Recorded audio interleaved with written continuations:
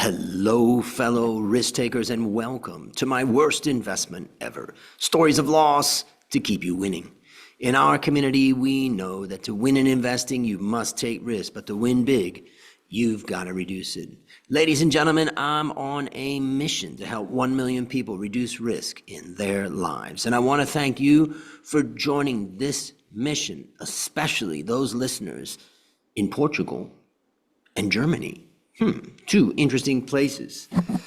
Fellow risk takers, this is your worst podcast host, Andrew Stotz from A Stotz Academy, and I'm here with featured guest Gabe Marusca.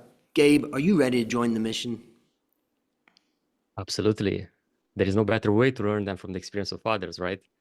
Exactly. That's the whole point. And it's so hard because we like to barrel through life and make our mistakes on our own. But hey, there's a lot easier ways. So I asked you to come on this show and because I really love what you were doing on LinkedIn. And I had a prior guest and he's comments on what you're doing, and he shared his thoughts on that, and I respect him. And then I just reached out to you and said, please come on the show. And so I want to introduce you to the audience. So Gabe, known as the Nomad Solopreneur, is a location-independent marketing strategist who established digital finance as a solopreneur. When he's not helping solopreneurs get more leads from their websites, you can find him swimming in the ocean, hiking through tropical forests, or interviewing remote solopreneurs around their business model on the Nomad Solopreneur Show. In his spare time, he writes a weekly newsletter with the same name that follows his mission to help 10,000 aspiring solopreneurs build location-free, one-person businesses. Who doesn't want that? Gabe, take a minute and tell us about the unique value that you are bringing to this wonderful world. First, Andrew, thank you so much for the lovely intro.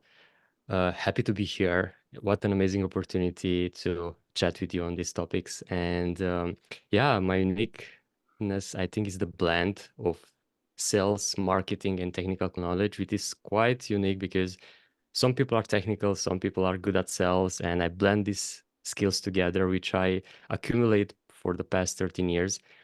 And I try to use them to help others did what I do. Build one-person businesses that is completely location independent. I work all over the world. And for the past 5 years, I do it from tropical locations like Bali, Thailand, currently in Madeira, Portugal, running the cold weather in my home country of Romania. So happy to be here and share all that I learned with your audience. Well, I'm happy to have you with us. I'm the type of guy that goes deep into creating a product, and I don't think about the reaching the market. I think about making a great product and people are going to come and it's going to be great. What a wrong way of doing things. And I spent many years doing that. And now I definitely understand that the product is only a small part of it. First, I need to reach an audience somehow. I need to attract people to my website, my landing page. And then if I don't have anybody coming to my landing page, I can play around all I want with changing the fonts and changing the things and the this and the that. But if there's no traffic, then there's nothing happening there. But if I can get traffic to that landing page, the next question is, does that landing page convert? Is it getting people closer to me and my products and services? And it's such a chain of activities that I didn't understand, and I still am not great at. I know a lot of my listeners out there struggle with the same thing. In fact, I just interviewed someone that says, well, I just outsourced it, and they outsourced marketing and social media posts and all that, and then they realized it was just a big waste of money because it didn't have his voice in it, and it didn't really increase his revenue. And I just want you to explain to people what you do and how you look at kind of the flow of generating revenue that a solopreneur or a business owner needs to generate. Happy to share that. And as you very well said, it all starts with an audience. You have to build an audience first. You have to listen to that audience. And doesn't mean you need to have like a ton of followers on social media or thousands in your email newsletter. Even if you have like 20, 30 close by people that you talk to every single day, and you ask questions and you listen carefully, you'll notice some patterns. And when something is repeating day in and day out, you realize that there is a common problem that you can solve. And if you have expertise in that, or if you can, doesn't have to, you can come with a solution, a unique solution to that unique problem that you notice all that audience, and you build a product around that. And that can be something as simple as a digital product or an online course or a cohort, or doesn't really matter, but must solve a problem, and can be one small one or a big one. And in general, it's just helping someone go from A to B. Because being in the marketing space, I notice a lot of people trying to be a jack of all trade and provide all the solutions possible, from paid ads to search engine optimization to landing page optimizations and so on. But if you can solve one particular problem, for example, myself, I solved one big problem, helping landing pages convert. That traffic that you bring to your landing page, which can be a sales page, lead magnet, whatever, turn that into your unique goal. And that can be subscribers, sales, leads, and so on. And solving this unique problem, it's so underrated, because people, as Andrew said, spend a lot of time and money bringing traffic to something that doesn't do anything. And putting a nice landing page there, bringing all those, investing all those money into ads, and at the end of the day doesn't convert, you throw the money out of the window. You make probably the worst investment ever. And that's why it's so important to optimize those. And that's what I try to do every single day. So you talked about the idea of solving a problem, and that's something I think I didn't really get when I first started out, that, I solved a problem that I had, but I don't think I didn't validate that problem was a problem that other people had, and then I never made it clear. But I do have one product that I started about a year ago, and it's a service. And I want to tell it to you, and then maybe get some advice live on air, critique what I'm thinking. So the name of the product is called Profit Bootcamp. And the tagline that I came up with, that I believe is a good one, but I think maybe I'll find out it's not, and that is, I help mid-size family businesses double their profits in 12 months. Personally, I love it. Like, I think you tap into a target audience, mid-sized family businesses, and you also transmit the transformation that you get them, which is doubling their profit. So I think you nailed that down very, very well. Like, way better than most landing page headlines I see out there. So way done with that. Okay, I'm glad to hear that, and it took a long time for me to get to that point, and a lot of lessons learned.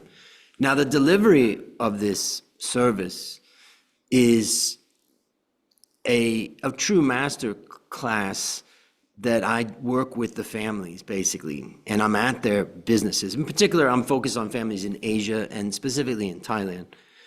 They've got to be mid-size, because they can't afford, if it's a startup, it's not worth it. And I don't want to help a one-man show. I help a management team and the owners, and I only work with owners.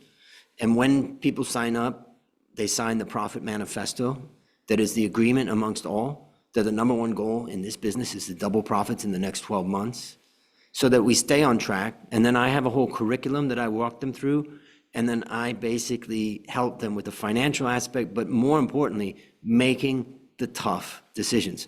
So as far as delivering that service, my customers, my clients are very happy, and they're seeing it coming to life.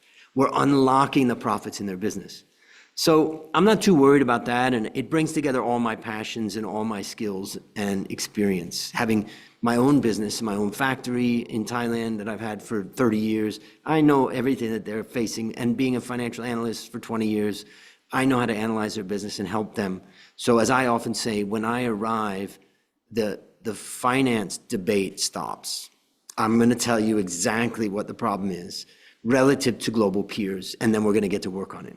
So I've got the product or the service down, and I've got the name and the tagline of kind of helping people quickly understand what we're talking about.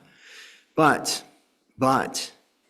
without a good landing page and without traffic, all of my good intentions are just out the window. And so I want also, the reason why I'm explaining this is because I know that my listeners are in the same situation. They're smart, hardworking people. They've created great services and products and stuff, but they're missing the fact that they really need to figure out how they're going to connect that to the market. So maybe you can just explain, a little bit more about what you do so that everybody understands. It's pretty clear, you don't help people make great courses, right? And you also didn't make it sound like you're the guy that's going to deliver millions of people in traffic and audience. So tell us how you would work with a person like myself. Sure, we love to share that. And I think one thing that most people miss, and in your case, you as well, probably have this asset in your arsenal in order to drive traffic. I don't know. But from what you're saying, you need something special, which is a welcome into my ecosystem or welcome into my world type of offer. That can be either a free one or a low ticket one that solve a small problem from the big problem that you solve with your program. So in that case, this can be an extremely valuable resource that gives them and also prepare them to work with you, because you might not want to have everyone in that program. So you prepare that resource, you give it away for free or for a very low ticket price. And sometimes that work way better to be a paid product, but super cheap, like probably $20, $30 or something like that, because people see more value in paid stuff than in free stuff. And with that product, of course, you capture their email addresses and their information. If they are generous enough, even some details about their businesses, so you can learn more about their struggles, learn more about the type of businesses they are in, and so on. And all that you can create, it's called a squeeze page, in which you capture that information. It doesn't have to be a long landing page. It's just, here's the resource, this is the problem that I solve with it, and you're gonna solve that problem if you consume this resource. And has to be something they can go through in less than 1 hour, because no one wants to stick there for weeks going through like 15-hour online course or something to solve something. And with that, you showcase your expertise, you show the value that you can bring, and you solve part of the problem. But here's the trick. That problem that you solve with that resource needs to cause a bigger problem that your main product is solving. It's not like a tricky situation in which I don't know, you scam them, because you actually help them Well, solve it a problem. reveals the next problem. The next one, exactly. And that's how you attract traffic to your main offer. And that can be done. There are basically two main ways. Content that can be search, organic search content, for example, blog articles and so on. But most importantly, social media traffic, like posting constantly on platforms like LinkedIn or others where your audience are spending their time. And this is an important factor to know exactly where they are spending their time.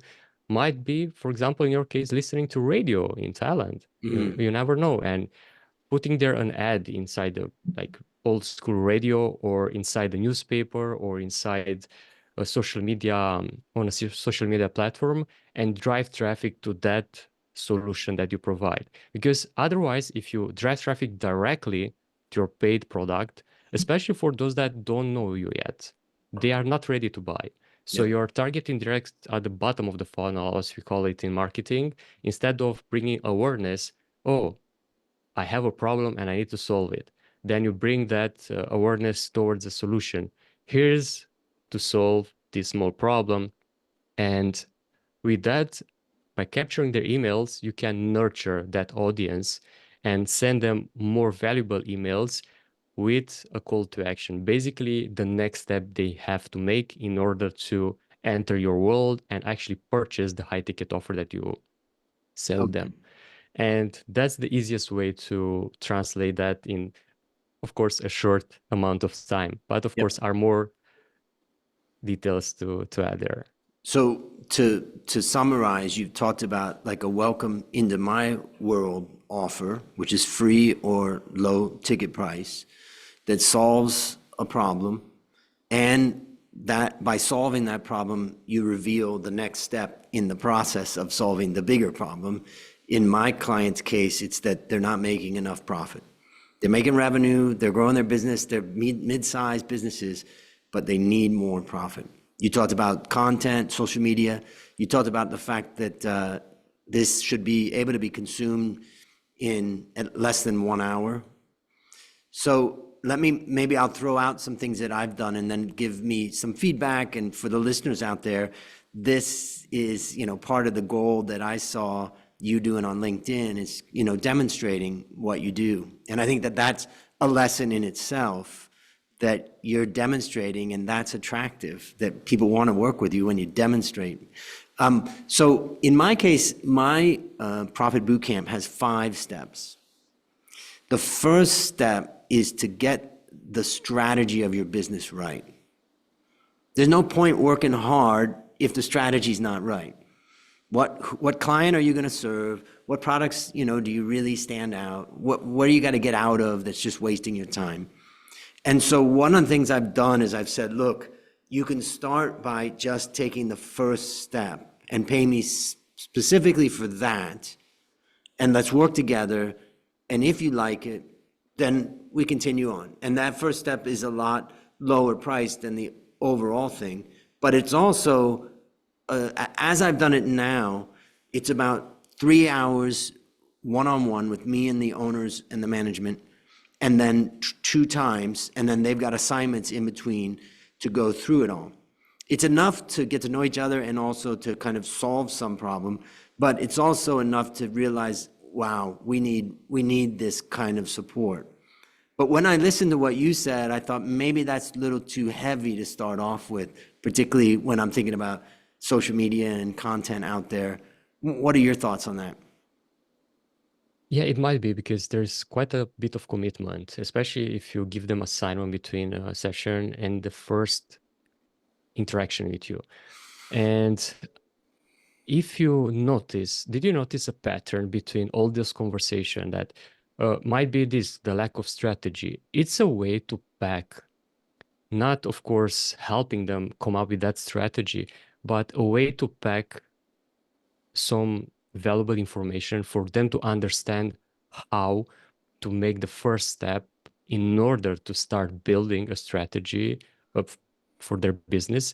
If you can pack that in, even if it's like a short ebook or a short video presentation, like doesn't have to be like 1 hour as I mentioned in this case, but maybe like half an hour they can consume fast, and in which to give them as well maybe a short checklist they can go through in order to make sure that they went through all the small steps they have to make in order to actually have the resources necessary when they jump into a call with you to actually build that strategy. That might be an idea. Other, if you can recall again, some common problems they have, like literally something that every single person go through, which is easy to solve. Because indeed, building a strategy is quite a complex thing. Yeah. But if you find something much more, even if it's at a later stage in their business, probably, or even before they struggle to understand how much money they need in order to start a business or something like that around the financial assets, or how to create the paperwork for starting a business in Thailand, and all those things that you already do and solve for others. So something between those lines, like something easy to solve that doesn't take a lot of time from both you and them, but it's a welcome into my world type of thing that, as I mentioned, you can nurture over time and showcase others that went through the process. And because that's also really important, something I didn't mention, like not share only valuable and how-to content, but share success stories. Share those stories that people use your service or use your expertise and transform their businesses, they double their profit and so on, because that's much more easier to turn them into an actual paying customers, or simply getting their emails, because nowadays people don't give their emails so easily. So you need to give them reasons for that. Even for a free product, you need testimonials. Yeah, and so I saw one of your posts where you highlighted, the work you did with a particular client and, what the result was. So that's a great demonstration right there of the idea of showing that it's successful. I had two ideas. One is to do a checklist. Another one is to do an audit, like score your company's financial position relative to global peers, and it's 10 questions, and depending on how you answer that, it tells me and you where you rate. For instance, do you get your financial statements, are they on time and accurate by the 15th of every single month? Do you have a team meeting with your management team to review them? Do you have a 6-month forecast to go through, what your plans are, whatever, a financial forecast? So there's, let's say 10, and then you'll get a score. 10 points means you don't need me, you're in great shape. And 1 point means, there's a lot of things you got to fix, and it's those things listed right there. So that's one idea. What do you think about that type of free thing where they're scoring themselves? Funny that you mentioned that, because it's part of my strategy Ah, for January. Yes, and there is a really, I'm not sure if you use the same tool. There's a good app out there, it's called Score app, which based on the results people get through those questions, give you a score, and it's also very dynamic. So depending on the score, you get a specific message for that score. And based on that, you can have like call to action for them to take the next step. Or of course, you get the emails and you nurture that over time. So that's a really good idea. And it's a really modern way to help someone understand the position, make them aware of the problem, and as well providing some value, next steps. And you can give them away after they complete that uh, like those questions, to provide something for free. Like, here's a gift. And especially if you can do so depending on their result. For example, if they did poor in that result, here are some resources that will help you achieve that. And especially if you don't mention that, that is perceived as a huge value for them. Like, oh, they just helped me realize I have a problem, but they're actually providing some resources to help me solve the problem. And it's much more easier from that point to actually for them to take out their card and pay for a service. And it's, as I mentioned, part of my strategy in 2024, and it works great for others. I already validated the idea with others, and you can use it the same way for a small paid product, like providing a small, let's say, ebook in which you charge us, let's say, $5 or something, and parts of that questionnaire. And yeah, like you should do things in the same time, because once a person that already paid for something, they are much more willing to pay for something else. yeah. And like you basically attract into a transactional type of interaction from the beginning. But of course, this works very well for free things as well, and brilliant idea. So I love that. Can't wait to Okay. hear how it goes. Yeah. The other thing that I do is, since I teach at university, I teach executives through kind of, executive training and different. I partner with some other organizations that get business owners into a room.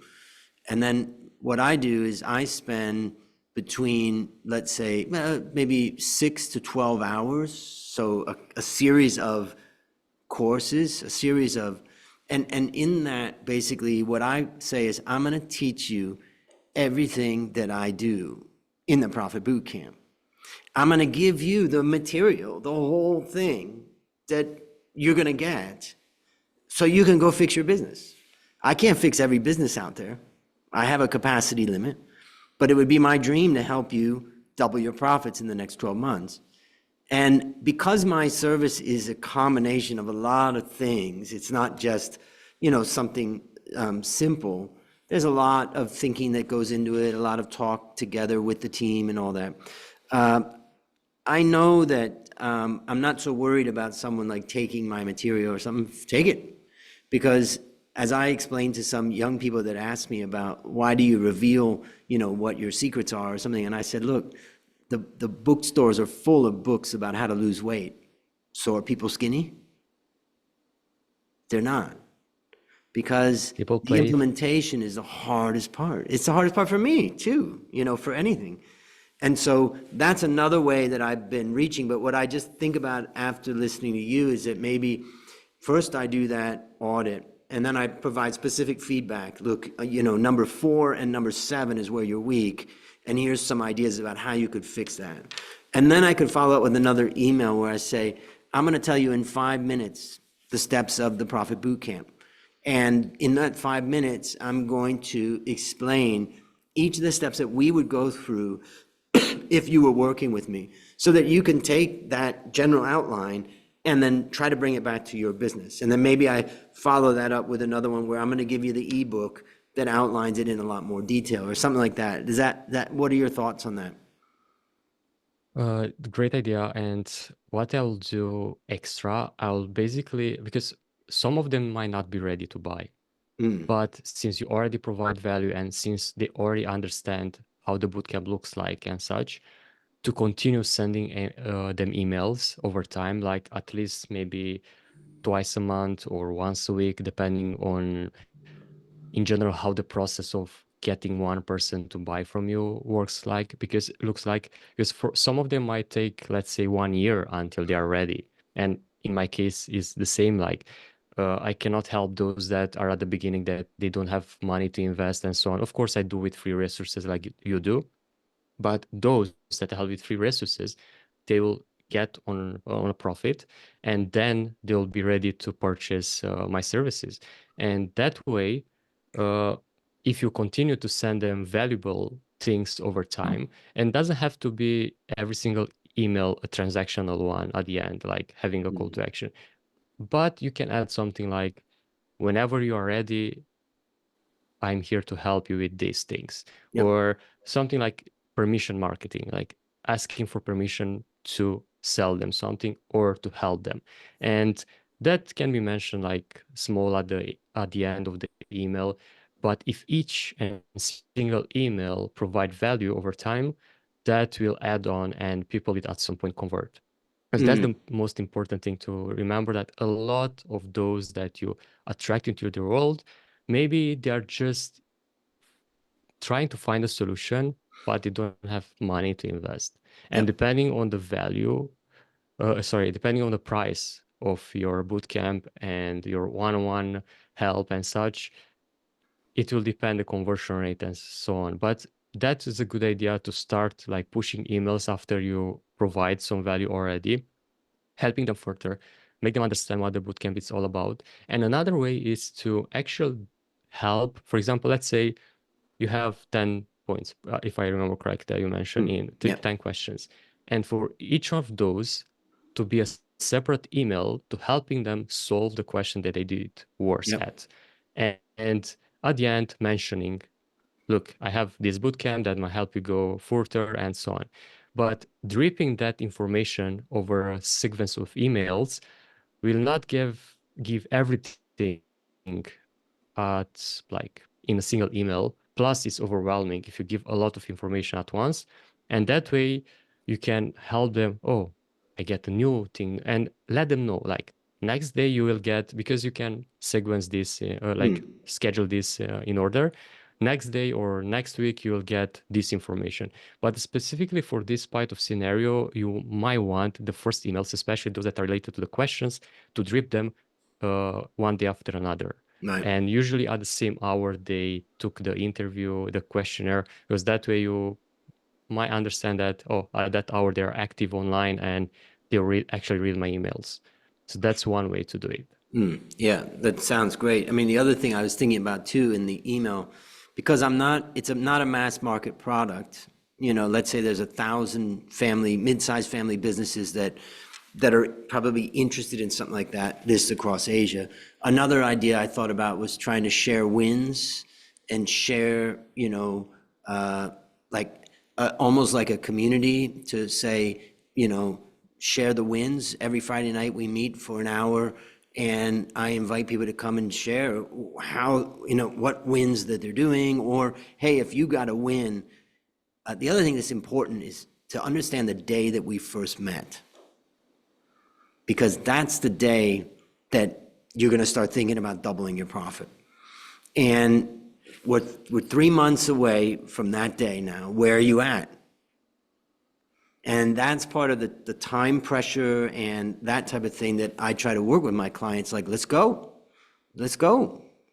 So you just got so many different things going in my head. And I just wanted to go through that because I also feel like it's a good demonstration of your skills in that area, and that the listeners out there, if you've got products or services, where's the best place for them to go to learn more about you? There are two places that you can reach out easily to me: on LinkedIn at Gabe Marusca, or search for the Nomad Solopreneur and you'll find me all over Google. And on my business website, which is called digitalfinest.com. And you can reach me there. Both of these locations I'm active, and you can also see my services and such. Great. And I'll have links to all that in the show notes, so that anybody can just go to the show notes, click the link, listen to the podcast, get the website and all that stuff. It's really, I appreciate you taking the time to go through that. And that's a big thing of Absolute pleasure. why I really wanted to have you on, because you solve a problem that I have. And I think you and I are going to talk a lot more about how you can help me solve that problem in the future. But now it's time to share your worst investment ever. And since no one goes into their worst investment thinking it will be, tell us a bit about the circumstances leading up to it, and then tell us your story. I would love to share that, and hopefully some of your listeners can learn from my mistakes. Because my worst investment ever isn't about crypto, real estate, or other financial assets. It's about the most valuable and limited currency that you have, which is time. And that's because for almost a year, I slept around 4 hours a day, and those 20 hours work days helped me make enough money to quit my full-time job, but made me lose something way more important, and that's health. And had to get you back in time, that was 2010. And it was a summer, hot summer, and I was sitting at this job that I had with one of my legs in a bucket with ice, because I had a small football accident and I couldn't take a day off to like recover myself. And I was like, what I'm doing here? I am in an executive position. I make only $200 per month when my rent was 150. I'm not going anywhere. I need to do something. And what I did, I asked for help. I talked with some friends. I start learning new skills. I already have a base. Like I have a degree in physics and computer science, so I knew a lot of programming and stuff. But I started learning other skills like marketing, web design, and so on. And those helped me start the side hustle. And but there was a problem. I didn't have patience. So I didn't see it as a long-term goal. That's why I literally wake up every single day at 3 a.m. in the morning. I work on my side hustle until 6, 7, commute to my full-time job, stay there for 8 hours, go back home, sleep for 1 hour, and start working again on my business. And all that by eating on my laptop, not having a social life, not exercising, not doing what our body needs. And I didn't listen to my body because my body start sending signals like I feel less and less energetic. I was like young. I was like, I have all the energy and all the health in the world. I can sustain this for a long time. But wasn't the case. And after 1 year, I was able to quit my job, but as well, all those working nights and so on start to cripple in, and I start to feel worse and worse until I develop a chronic illness.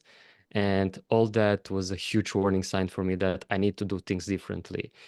So that's when I started to pay attention to what my body is telling me and do things in a way that is sustainable over time and help me achieve something much more than financial freedom or location freedom and so on, which is a healthy body. And yeah, ever since I try to learn from those mistakes, and there were quite a lot of them. One, I keep on thinking to myself, why I have to spend all those nights instead of having a long-term vision, having patience. I was young. No one rushed me to make, I don't know, a fortune overnight and get off that job, because at the end of the day, I was able after that to get money from my side hustle, and all those financial was enough for me to sustain my living back then.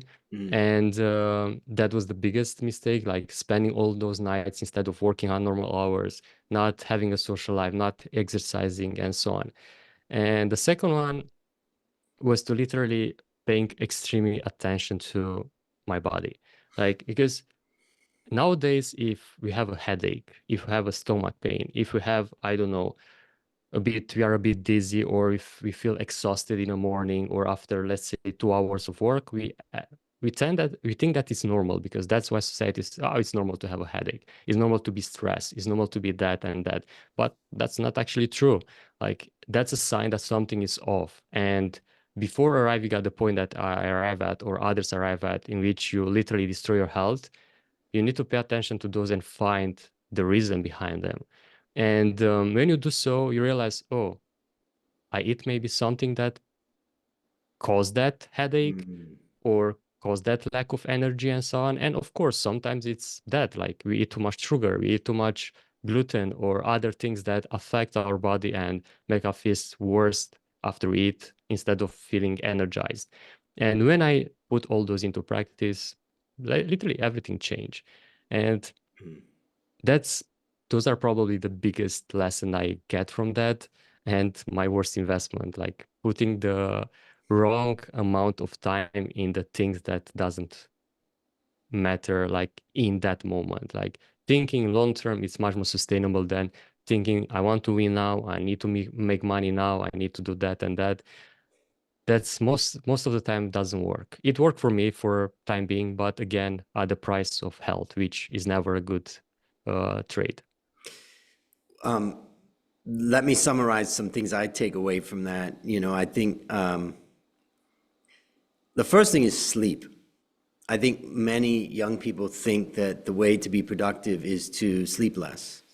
And as I always say to people that ask me how I'm productive, as I am, I always say that never take from sleep to try to increase productivity. It doesn't work.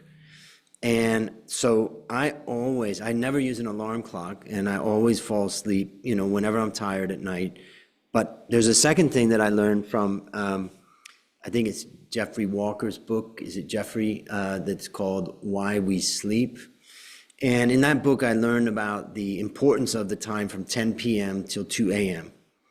So you may sleep 8 hours, and let's say you go to bed at 3 a.m. and you sleep 8 hours, or you go to bed at 9 a.m. and you sleep 8 hours, you're going to feel more rested in the going to bed at 9 a.m. because of all the testosterones and all of the cortisol and all of the different hormones are going wild between 10 and 2 a.m. And that's the time that your body's really, recalibrating itself. And if you miss that time, it's just harder for your body. So the first thing is sleep is critical, and never try to take from sleep to be productive. The second thing is eating good food. And I have always eaten really good food, like meat and vegetables and a little bit of, carbohydrates, but not overly done. And then the third thing is I pretty much only drink water. I don't drink any alcohol, so I never have a hangover. I don't take any drugs, so I don't have, I'm not drugged. But what I do is instead of having any kind of, I worked for Pepsi in Los Angeles when I was younger, and I saw how it's made. And when I moved to Thailand 31 years ago, I said, I'm never going to drink sugary drinks again. So that's a third thing. And then the fourth thing for me is when I get out of bed every morning, I go to exercise. And I have a park nearby. I just get up and walk, or I do yoga on a mat. And, I wasn't keen on doing it, but I followed Atomic Habits, and it taught me basically just lay out your mat every morning and sit on it. Don't even have to do anything. And I did that for like a month, until I'm like, well, okay, I'm sitting on this mat. I might as well start doing yoga. So those are some of my takeaways that I thought about as you were talking. Is there anything you would add to that?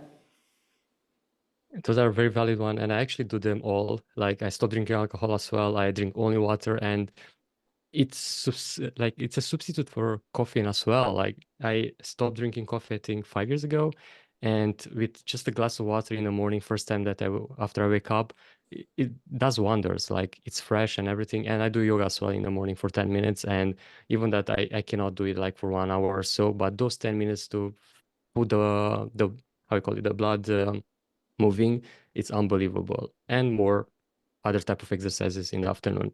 But speaking of that, one thing I will add that I do as well is start like literally taking a piece of paper and a pen and writing my thoughts down before going to sleep.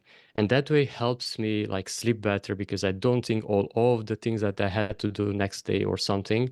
And as well, like putting thoughts on paper is such a good way to not stand on a computer, like watch a screen before bed. And I try to avoid that like 1 hour before going to sleep, like Mm, all sorts of screens with the exception of a Kindle, which is not having that doesn't have the blue light and such.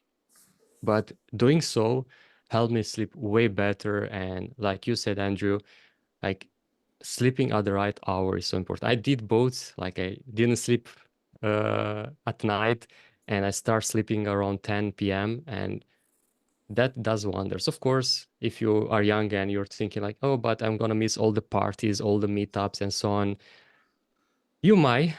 Even so, you can meet up your friends and your peers at the earlier hours, but your body and your life will thank you for that. Because if you're not 100%, your business or personal life won't be either. And better take care of yourself, and all the others will get on it. And those friends that respect you will still hang out with you, will still spend time with you.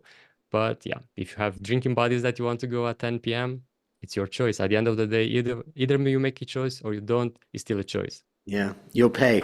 I also have a notebook I keep with me just like you, and I'm constantly writing in it. And it's such a relief to get away from the computer and stuff. And every morning, every Sunday morning, I take my mother out for brunch. And before I order breakfast, I plan my week. So I'm stacking something that I can't say that I enjoy it that much. I enjoy eating breakfast more, but I'd like to do it then. The other thing I do is fasting. I do water fast. So I do prolonged water fast. I just did one for 7 days, only water. And you don't want to do Wow. that unless you're under, doctor supervision and you learn about it. But I've been doing it for many years, and it's a way of resetting immunity, and it has some other benefits. So whether it's a long fast or just limiting the eating hours, I think that's also another thing. So let me ask you, based on what you learned from this story and what you continue to learn, like we've talked about a lot of different things, but I want you to bring it down to one action. Think about a young man or woman out there right now. They're asking themselves, what am I doing? What is one action that you'd recommend that they take to avoid suffering the same fate? That's quite simple. I will say every single time when you plan, speaking of planning, when you plan your calendar, when you plan your next week or next day, start with actions that helps you. Like put that workout, put that, I don't know, eating with your loved ones, put that activities that fill you with energy, with joy first in your calendar, then start adding the other tasks. Block those time for the important you, because all the other will start to add on, because we often start with, oh, I have this business task to do, I have that thing to do, and you end up nowhere because you end up with your calendar full, you don't have time for yourself, you become frustrated, and at the end of the day, you feel unfulfilled, and everyone will suffer, starting with you, then your business, and so on. But if you start with you, watch the miracle happen. I start that every single day, and my business is fulfilling. I feel energized all day. Of course, there are some exceptions, of course, because I'm not a robot. But if I start that day planning with me, everything change. And try it for yourself and see the miracle happens. That's great. It's what often is called a gateway habit, that gateway to a great day. When you do a habit like, okay, go to the park and take a walk, run, spend 30 minutes or 20 minutes with a loved one or whatever. So that's great, great advice. All right, what is a resource that you'd recommend for our listeners? A book that literally changed my life. And speaking of listening to your body, it's called When the Body Says No by Dr. Gabor Mate. It's a Canadian physician, and he spent all his life studying chronic illness and so on and finding the root causes. And more often than not, it's caused by hidden stress. And our body's telling us that, listen, you need to take a break. Listen, you need to like stop doing what you're doing, bad habits, bad eating, whatever. And yeah, it's a must read for anyone. I recommend it already to a lot of people, my family, and so on. And it literally changed the way they act and the way they take care of themselves. Great advice. So it's called When the Body Says No by Gabor Mate and Jennifer Gambino is narrating the audiobook, I can see. And that's ranked 4.7 out of 5 on Amazon with 2,400 ratings, which is pretty fantastic. And of course, if you really like what he says, you can also listen to his son, Aaron Mate, who is an amazing guy with a lot of brilliant insight in his work. I follow him on Twitter. So great resource. So let me ask you, last question. What's your number one goal for the next 12 months? I admire, what you do and where, the value that you bring. It's something that I'm not good at and I'm learning. But I think about, what you're doing and stuff. I'm curious, what is your goal for the next 12 months? Quite a big one, I would say. I want to reach 10,000 aspiring solopreneurs through the Nomad Solopreneur show and newsletter, and help them build that one-person business without feeling overwhelmed and unfulfilled, because it's totally possible to build one-person business without having like big offices or full-time employees and so on, and without working 40 hours weeks. And that's my goal for the next year, to reach those 10,000 and help them succeed. Well, you've reached some of them here on this show, and we appreciate that. And also, I just want to mention to the listeners again, all the links to this, to your resources will be in the show notes, as well as I've just also included the link to the book that you've mentioned about the body. So listeners, there you have it, another story of loss to keep you winning. Remember, I'm on a mission to help 1 million people reduce risk in their lives. As we conclude, Gabe, I want to thank you again for joining our mission, and on behalf of A Stotz Academy, I hereby award you alumni status for turning your worst investment ever into your best teaching moment. Do you have any parting words for the audience? Thank you so much, Andrew, for having me. And yes, I have a parting word. Like, tell me how you spend your time, and I will tell you how successful you are. Pura vida. Fantastic. Well, that is a wrap on another great story to help us create, grow, and protect our wealth. Fellow risk takers, let's celebrate that today we added one more person to our mission to help 1 million people reduce risk in their lives. This is your worst podcast host, Andrew Stotz, saying, I'll see you on the upside.